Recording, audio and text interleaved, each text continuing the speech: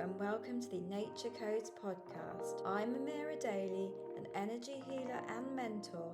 I deliver inspirational tips and shares on how to welcome nature into your life to inspire transformation. I will share with you guidance, tips, and interviews to nurture that special bond between you, the universe, and nature.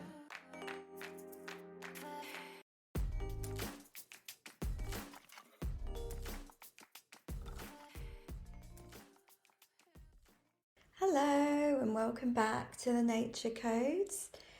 Today I'm going to be talking about a little bit about my TV career and my path from TV into nature, wellness and channeling nature. So yeah, let's get started.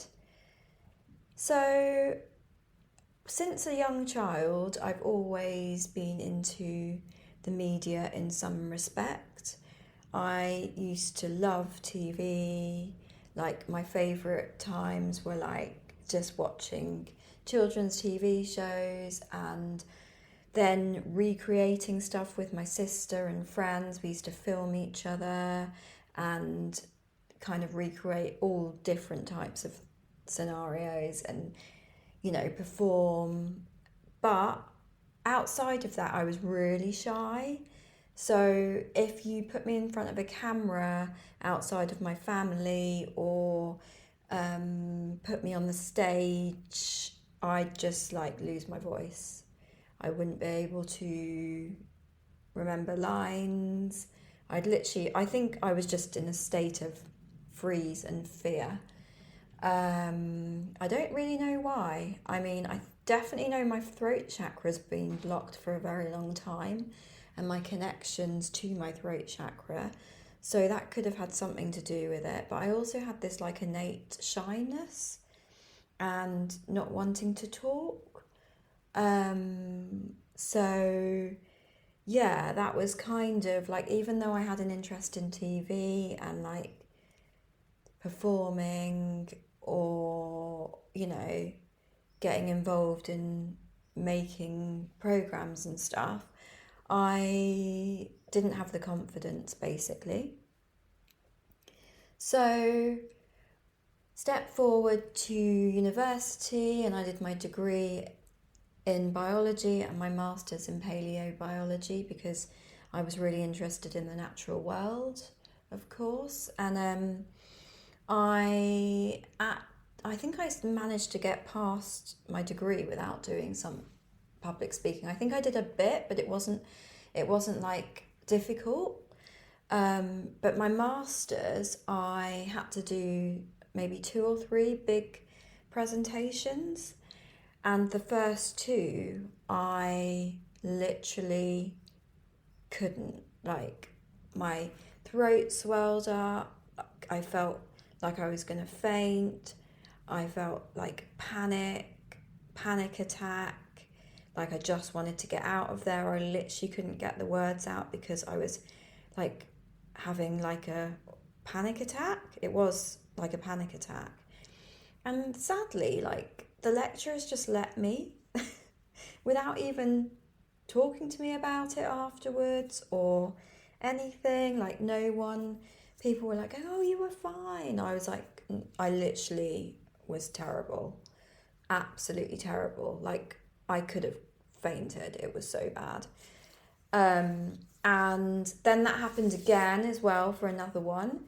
And then I was like, oh my gosh, I've got another presentation to do. Literally, I had such fear that I checked myself into a hypnotist. And I basically told her like I had a panic attack and all of this. Anyway, I can't even remember because it was so long ago. I don't remember what happened in that session, but I do remember then doing a presentation and actually enjoying it and like, yeah, enjoying the presentation. And I was like, wow, that was crazy. What happened there? And I had this really like deep feeling that I actually enjoy public speaking or I enjoy speaking, but the fear and the dread of it was so big that it overcame that innate enjoyment. So after I did see a hypnotist, I actually really enjoyed doing the presentation. I mean, I was absolutely scared, terrified before.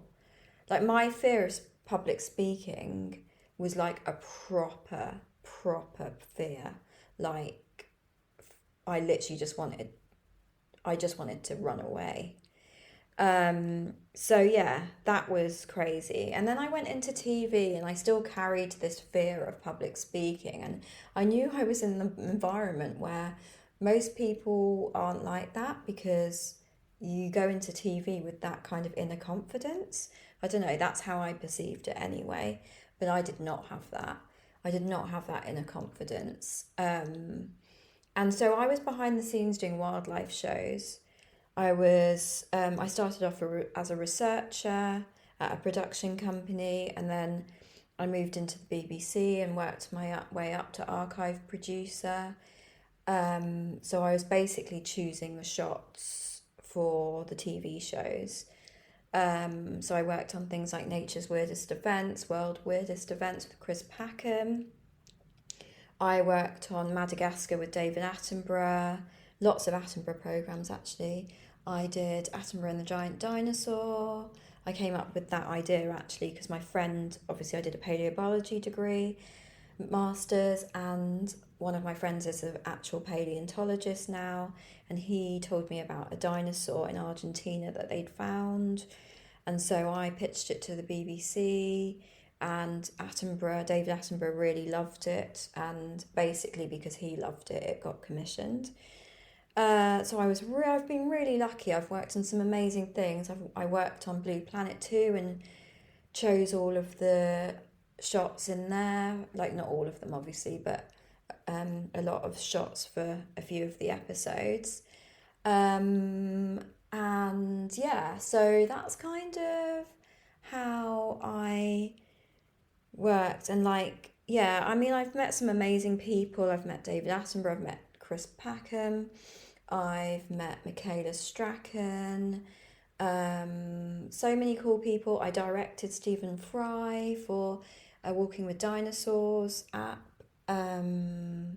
which was amazing. That was like, I was really scared to do that, but yeah. So I've overcome a lot of things, but I still, even at the end of my I'm still working a bit in TV on occasion, but at what I would call the end of my career, when I decided to step away, I still had this lack of confidence. And it wasn't until I immersed myself in the spiritual world, which kind of overlapped with the end of my TV career, that I built the confidence and cleared a lot of ancestral, past lives, blocked chakras, entities in my field. I had an implant in my field.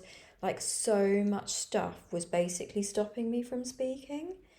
Yeah, so now, I mean, I'm not fully there. I still feel like I've got a lot of work to do to get to the point where I'm really in alignment with how I'm meant to be spreading my message. Because I'm a Gemini moon and I've got a lot of Mercury placements. In like my career path and all of that, I do feel like I'm meant to be communicating, and that's what my part of my path is. And so it's just ironic, isn't it, how I started off life like having this innate dread of speaking, essentially, because even when I was 5, one of the teachers asked my mum if I could speak English because I literally didn't speak. I mean, it's been a very long process to now, and I'm doing a blooming podcast. I mean, my 5-year-old self would be blown away by that, because from going from not wanting to speak to doing a podcast is quite big for me. So yeah, like, I definitely think my TV career helped as well, because I'd go into meetings and have to talk about my ideas and stuff, and like bring suggestions to the table. So my confidence definitely increased in TV, but I still had this rattling anxiety like just full on low confidence, low self esteem, anxiety, and that didn't start to clear until I started clearing myself, basically using spiritual techniques, immersing myself in nature, energy healing, rituals, light language, meditation.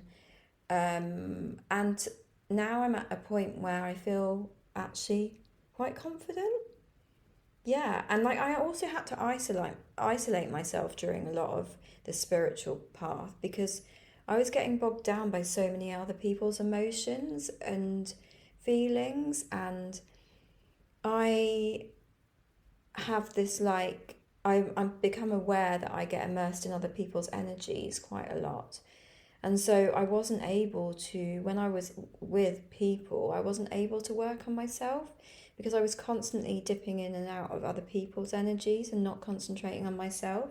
So I feel like part of my path at the very beginning, especially, was to isolate myself. And I know a lot of people do go through that on their path. They isolate themselves from the world, and I think some people feel guilty, and also the people that they've isolated themselves from make them feel guilty as well. But it is just part of it, is part of the healing, it's part of the coming back to who you are and your gifts and your soul path. There will be always a period of isolation where you have to recenter yourself into your own energy and really recalibrate yourself, ready to go back into the world. And when you do go back into the world, you'll find that you're meeting soul aligned people and people that you have a real deep connection with, and people that are meant to be part of your path. They're like supporters of your mission, and they really rally behind you and encourage you and don't make you feel bad for your gifts and all of that. So yeah, I definitely have been through that, and yeah, I'm really lucky to have come out with like more love for the world and joy and confidence and peace and like yeah, just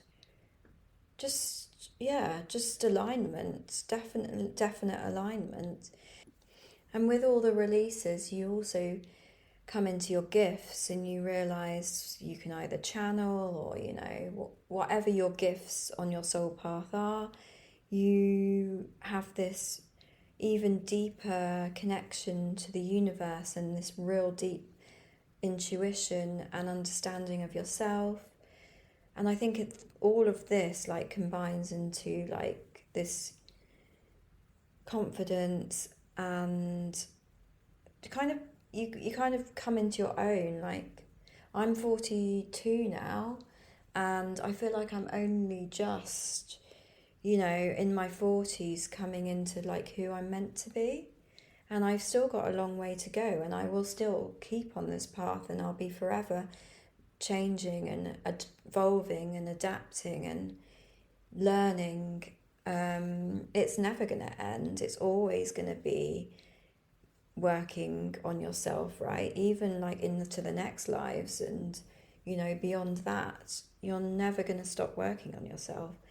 So I however you start to feel more in alignment. So before this spiritual journey, I wasn't. I was rattled with anxiety, SAD, health issues.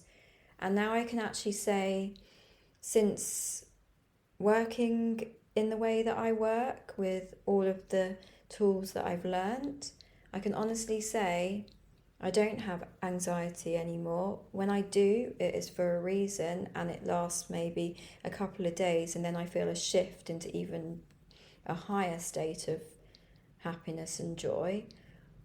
And I don't have SAD anymore. I don't have PCOS anymore. I don't have like so many. I take care of myself better. I take pride in how I look. It's endless. I mean, the benefits have been endless. And, I still do work in TV, and I still do the occasional few days here and there. But I know that my path, I've learnt so much from that world, so much. And I know that a lot of the skills I learnt from that, I'm going to be carrying into my business and into the nature codes. And it's all going to have benefited. And I've got so many fond memories of my time on all these amazing productions and with amazing people I've been blessed to work with. So yeah, it's been an amazing journey, and I'm really looking forward to bringing more of my TV media side and my confidence into what I'm bringing out now. And yeah, I mean, who knows, in the future, maybe I'll be able to speak on a bigger platform and get my word across a bit better and be even more confident to share my truth. So yeah, it's been a wild but beautiful ride, and I'm forever grateful for it. And my guides that have literally supported me the whole way, and I'm only now understanding how they speak to me and really getting to know their messages for me and communicate with them, so yeah, it is well worth the journey. So if whatever stage you are, keep going, because there's going to be so much light at the end of the tunnel. And even when I have those days of clearing more stuff out of my system, I feel back into those darker days. But I know that it's to release what no longer is serving me, and that I will reach even more heights in my happiness and peace and abundance. So yeah, that was a kind of summary of where I've been and my journey so far. And I would like to say, if you feel called to explore light language, meditation, more about how I healed myself, I would definitely join my Patreon. I've got free membership, and then I've got 2 tiers above that where you can make a donation. I share my channeling with nature and my light language. So yeah, definitely head to my Patreon, and I'm starting a WhatsApp group as well, so that we can communicate and get more tips and stuff, and I'll be doing behind the scenes in some of the tiers. So yeah, check that out, and I'm going to love you and leave you now, sending so much love and light. Thank you so much for listening. I really hope you enjoyed this episode. If you did, please subscribe to the Nature Codes podcast so you never miss an episode. If you enjoy what I'm sharing, please rate and leave a review so that other nature lovers can find me too. And lastly, follow me on Instagram at The Nature Codes for more inspiring free content, as well as access to all of my programs.